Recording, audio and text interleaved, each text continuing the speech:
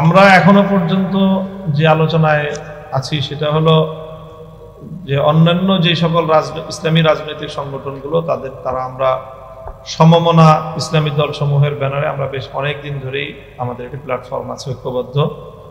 সেই সমমনা ইসলামী দল সমূহের বৈঠকে আমরা আলোচনা করছি যে জামাত বা অন্যান্য আমাদের এই সমমনা 5টি দলের বাইরেও অন্যান্য দলের সাথে আমরা জোটবদ্ধ হবে কিনা সেই বিষয়ে এখনো কোনো চূড়ান্ত সিদ্ধান্ত হয়নি। প্রথমে হলো যে পিআর পদ্ধতির বিষয়ে বাংলাদেশ খেলাফত মজলিস তার নিজস্ব দাবি স্পষ্টভাবে উত্থাপন করেছে বিভিন্নভাবে। আমরা এই মুহূর্তে সংসদের নিম্নকক্ষে পিআর পদ্ধতি নয় বরং প্রচলিত চলমান এফপিটিপি পদ্ধতি, সেই পদ্ধতিতেই নির্বাচনের আমরা পক্ষপাতী। তবে উচ্চ কক্ষে যেটা ঐক্যমত্য প্রতিষ্ঠিত হয়েছে উচ্চ কক্ষ প্রতিষ্ঠার, সেখানে সিনেটে আমরা পিআর পদ্ধতিতেই নির্বাচনের দাবি এখনো করছি এবং এটি সিদ্ধান্ত হয়েছে ঐক্যমত্য কমিশনে। তবে বিএনপির নোট অফ ডিসেন্ট থাকার কারণে আমরা শঙ্কিত যে হয়তো ঐক্যমত্য কমিশনের সিদ্ধান্ত শেষ পর্যন্ত কার্যকর বিএনপি নাও করতে পারে, সেটি আমাদের শঙ্কা। কাজে এই হলো আমাদের পিআর পদ্ধতির বিষয়।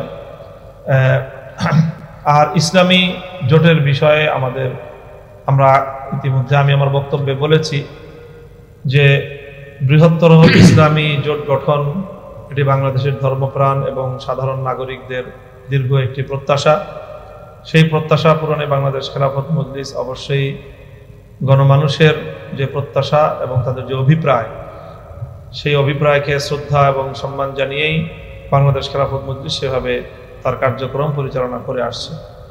তবে এই সময়ে বাংলাদেশে ফ্যাসিবাদের মোকাবেলায় এবং ভেঙে পড়া দেশের যে রাষ্ট্রীয় কাঠামোগুলো সেটাকে পুনর্নির্মাণ এবং পুনর্বিনির্মাণের জন্য, সেটাকে মেরামতের জন্য আমরা মনে করি যে আমাদের বিরোধটা সহনীয় পর্যায়ে থাকা চাই।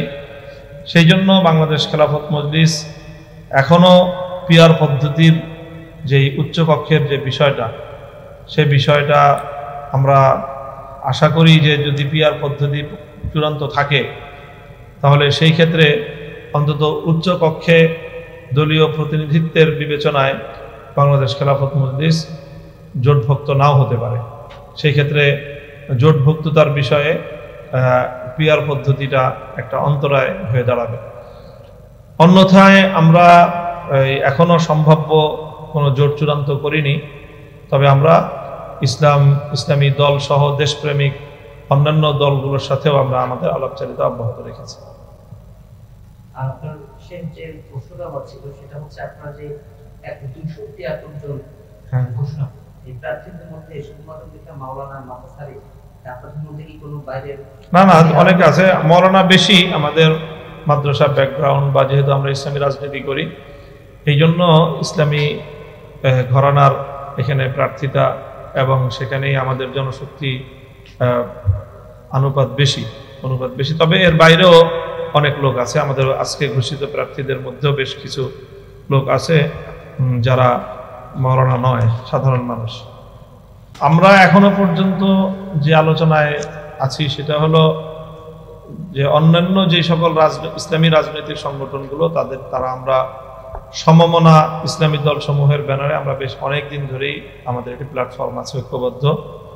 সেই সমমনা ইসলামী দল সমূহের বৈঠকে আমরা আলোচনা করছি যে জামাত বা অন্যান্য আমাদের এই সমমনা 5টি দলের বাইরেও অন্যান্য দলের সাথে আমরা জোটবদ্ধ হবে কিনা সেই বিষয়ে এখনো কোনো চূড়ান্ত সিদ্ধান্ত হয়নি।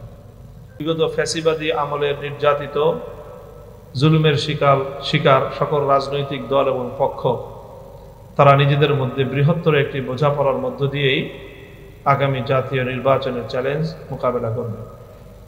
আমরা এখনো বাংলাদেশ খেলাফত মজলিসের পক্ষ থেকে সকল দলগুলোর কাছে আমাদের সেই আহ্বান আবার আমরা পুনরুচ্চারণ করছি। সম্মানিত সাংবাদিক বন্ধুগণ, আজকে আমরা বাংলাদেশ খেলাফত মজলিসের পক্ষ থেকে আগামী ত্রয়োদশ জাতীয় নির্বাচনের আরও কিছু আসনের আমাদের চূড়ান্ত প্রতিযোগী প্রার্থী তালিকা আমরা আপনাদের সামনে, জাতির সামনে উপস্থাপন করছি আপনাদের মাধ্যমে। বাংলাদেশ খেলাফত মজলিসের এককভাবে 300 আসনে প্রার্থিতার মাধ্যমে সকল আসনে নির্বাচনে প্রতিযোগিতা করার পূর্ণ প্রস্তুতি রয়েছে এবং সেই প্রস্তুতির অংশ হিসেবেই আমরা প্রতিটি আসনে আমাদের প্রার্থী তালিকা প্রকাশ করছি। সেই সাথে দেশ, জাতি এবং ইসলামের বৃহত্তর স্বার্থে বাংলাদেশ খেলাফত মজলিস যে কোনো ছাড় দিয়ে প্রয়োজনীয় নির্বাচনী সমন্বয়, জোট গঠন, নির্বাচনী সমঝোতা, যে কোনো সিদ্ধান্ত গ্রহণ করার জন্য বাংলাদেশ খেলাফত মজলিসের প্রস্তুতি এবং সেই আলাপ আলোচনার ধারা অব্যাহত রাখবে। তো আমরা ইতিপূর্বে বিগত 17 জুলাই বাংলাদেশ খেলাফত মজলিসের পক্ষ থেকে 223টি আসনে বাংলাদেশ খেলাফত মজলিস তার প্রার্থী তালিকা চূড়ান্ত করেছিল। আজ আরো নতুন করে 45টি আসনে বাংলাদেশ খেলাফত মজলিস তার প্রার্থী তালিকা ঘোষণা করছে। আমি এখন আপনাদের সম্মুখে আমাদের বাংলাদেশ খেলাফত মজলিসের পক্ষ থেকে চূড়ান্তকৃত প্রার্থী তালিকা আমি উপস্থাপন করছি। রাজশাহী বিভাগ, আসন নং 37, বগুড়া 2 নির্বাচনী এলাকা, প্রার্থীর নাম মাওলানা মোহাম্মদ হাসান। আসন নং 38, নির্বাচনী এলাকা বগুড়া 3, প্রার্থীর নাম মাওলানা তৌহিদুল ইসলাম। খুলনা বিভাগ, নির্বাচনী এলাকা বাগেরহাট 2, মুফতি রমিজ উদ্দিন। নির্বাচনী এলাকা বাগেরহাট 3, মাওলানা জুলফিকার হোসেন। নির্বাচনী এলাকা বাগেরহাট 4, মাওলানা মুহিবুল্লাহ। নির্বাচনী এলাকা খুলনা 3, মুফতি হাসিবুর রহমান মাদানী। সিলেট বিভাগ, নির্বাচনী এলাকা সুনামগঞ্জ 1, মাওলানা মুখলিসুর রহমান। নির্বাচনী এলাকা সিলেট 2, মুফতি লুৎফুর রহমান কাসেমি। নির্বাচনী এলাকা সিলেট 3, মাওলানা আব্দুল কাইয়ুম হাজিপুরি। নির্বাচনী এলাকা সিলেট 6, মাওলানা আব্দুল আজিজ। নির্বাচনী এলাকা মৌলভীবাজার 3, মাওলানা লুৎফুর রহমান কামালি। ময়মনসিংহ বিভাগ, নির্বাচনী এলাকা শেরপুর 2, হাফেজ মাওলানা রুহুল আমিন। নির্বাচনী এলাকা ময়মনসিংহ 1, মাওলানা তাজুল ইসলাম। নির্বাচনী এলাকা ময়মনসিংহ 2, মুফতি মোহাম্মদুল্লাহ। নির্বাচনী এলাকা ময়মনসিংহ 3, আলহাজ ফজলুর রহমান। নির্বাচনী এলাকা ময়মনসিংহ 7, আব্দুল কুদ্দুস শিকদার। নির্বাচনী এলাকা ময়মনসিংহ 8, মাওলানা আব্দুল কাদের ফয়েজি। নির্বাচনী এলাকা ময়মনসিংহ 9, মুফতি শামসুল ইসলাম রহমানী। নির্বাচনী এলাকা ময়মনসিংহ 11, মোহাম্মদ মামুনুর রশিদ। নির্বাচনী এলাকা নেত্রকোনা 2, মাওলানা দেলোয়ার হোসেন।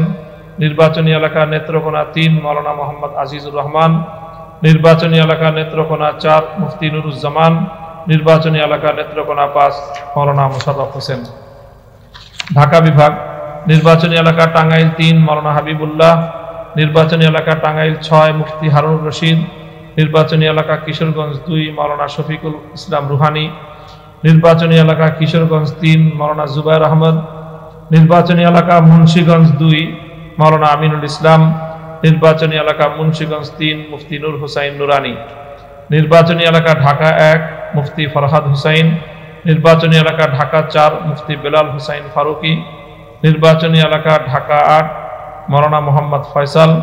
নির্বাচনী এলাকা ঢাকা 9, মাওলানা খালেদ সাইফুল্লাহ। নির্বাচনী এলাকা ঢাকা 14, মাওলানা সাইফুল্লাহ বিনয়ী। নির্বাচনী এলাকা ঢাকা 19, মাওলানা মহিউদ্দিন রব্বানী। নির্বাচনী এলাকা গাজীপুর 1, মুফতি মোহাম্মদ আব্বাস। নির্বাচনী এলাকা গাজীপুর 2, মুফতি মাহবুব আশরাফি। নির্বাচনী এলাকা গাজীপুর 3, মাওলানা ইহসানুল হক। নির্বাচনী এলাকা গাজীপুর 4, মাওলানা তোফাজ্জল হোসেন।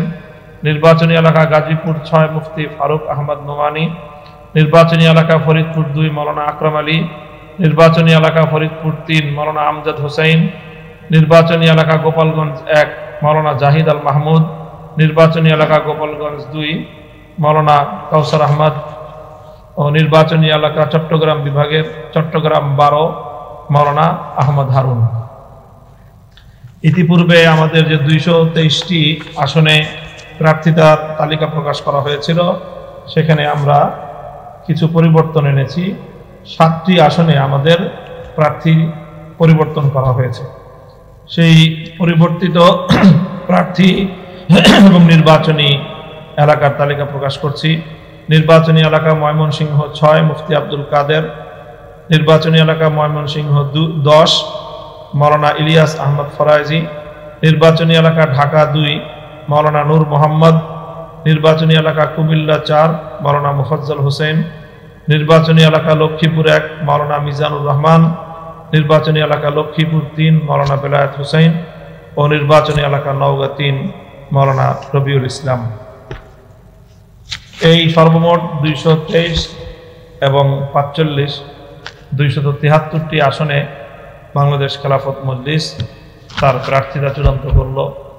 অবশিষ্ট যে 27টি আসন সেখানেও আমাদের প্রার্থী রয়েছে, কিন্তু অধিকতর যাচাই বাছাইয়ের জন্য একাধিক প্রার্থীর মধ্য থেকে আমরা মাঠ পর্যায়ের জরিপের মাধ্যমে আমাদের সম্ভাব্য প্রার্থী তালিকা আমরা অতি শীঘ্রই ইনশাআল্লাহ চূড়ান্ত করব।